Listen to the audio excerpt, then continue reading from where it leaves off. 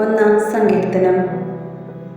ദുഷ്ടരുടെ ഉപദേശം സ്വീകരിക്കുകയോ പാപികളുടെ വഴിയിൽ വ്യാപരിക്കുകയോ പരിഹാസികളുടെ പീഠത്തിലിരിക്കുകയോ ചെയ്യാത്തവൻ ഭാഗ്യവാൻ.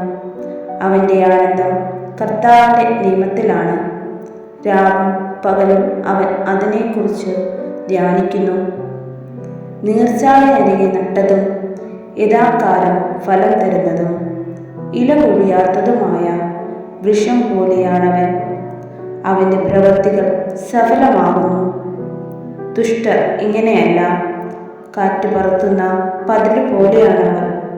ദുഷ്ടർക്ക് ന്യായവിധിയെ നേരിടാൻ കഴിയുകയില്ല. പാപികൾക്ക് നീതിമാന്മാരുടെ ഇടയിൽ ഉറച്ചു നിൽക്കാനും കഴിയുകയില്ല. കർത്താവ് നീതിമാന്മാരുടെ മാർഗം അറിയുന്നു. ദുഷ്ടരുടെ മാർഗം നാശത്തിൽ അവസാനിക്കും.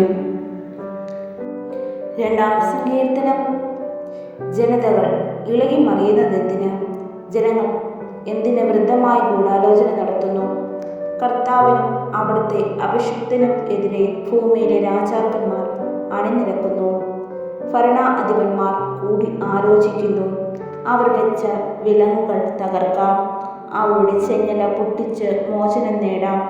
സ്വർഗത്തിൽ ഇരിക്കുന്നവൻ അത് കേട്ട് ചിരിക്കുന്നു. കർത്താവ് അവരെ പരിഹസിക്കുന്നു. അവിടുന്ന് അവരോട് കോപത്തോടെ സംസാരിക്കുന്നു. ക്രോധത്തോടെ അവരെ സംഭീതരാക്കും. എൻ്റെ വിശുദ്ധ പർവ്വതമായ സിയോനിൽ ഞാനാണ് എൻ്റെ രാജാവിനെ വാഴിച്ചതെന്ന് അവിടുന്ന് അരുളിച്ചെയ്യും. കർത്താവിൻ്റെ കൽപ്പന ഞാൻ വിളംബരം ചെയ്യും.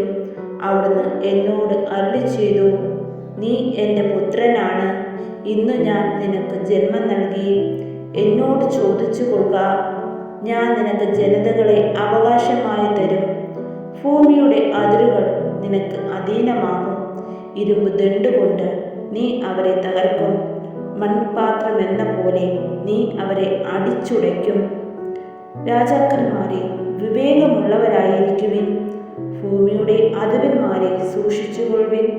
ഭയത്തോടെ കർത്താവിന് ശുശ്രൂഷ ചെയ്യുവിൻ. വിറയലോടെ അവിടുത്തെ പാദം ചുംബിക്കുവിൻ. അല്ലെങ്കിൽ അവിടുന്ന് കോപിക്കുകയും നിങ്ങൾ വഴിയിൽ വെച്ച് നശിക്കുകയും ചെയ്യും. അവിടുത്തെ കോപം ക്ഷണത്തിൽ ജ്വലിക്കുന്നു. കർത്താവ് ക്ഷണം വയ്ക്കുന്നവർ ഭാഗ്യവാന്മാർ. സങ്കീർത്തനം 3. കർത്താവേ, എൻ്റെ ശത്രുക്കൾ അസംഖ്യമാണ്, അനേകർ എന്നെ എതിർക്കുന്നു. ദൈവം അവനെ സഹായിക്കുകയില്ല എന്ന് പലരും എന്നെക്കുറിച്ച് പറയുന്നു. കർത്താവെ, അങ്ങാണ് എൻ്റെ രക്ഷാകവചം, എൻ്റെ മഹത്വവും. എന്നെ ശിരസ്സുയർത്തി നിർത്തുന്നതും അവിടുന്ന് തന്നെ. ഉച്ചത്തിൽ ഞാൻ കർത്താവിനെ വിളിച്ചപേക്ഷിക്കുന്നു. തൻ്റെ വിശുദ്ധ പർവ്വതത്തിൽ നിന്ന് അവിടുന്ന് എനിക്ക് ഉത്തരമരുളുന്നു. ഞാൻ ശാന്തമായി കിടന്നുറങ്ങുന്നു, ഉണർന്നെഴുന്നേൽക്കുന്നു. എന്തെന്നാൽ ഞാൻ കർത്താവിൻ്റെ കരങ്ങളിലാണ്.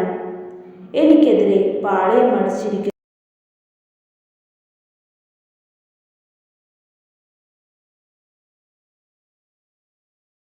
അങ്ങ് എൻ്റെ ശത്രുക്കളുടെ ചെകിട്ടിത്തടിച്ച് ദുഷ്ടരുടെ പല്ലുകളെ അങ്ങ് തകർത്ത്.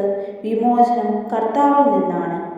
അവിടുത്തെ അനുഗ്രഹം അങ്ങയുടെ ജനത്തിന്മേൽ ഉണ്ടാകുമാറാകട്ടെ.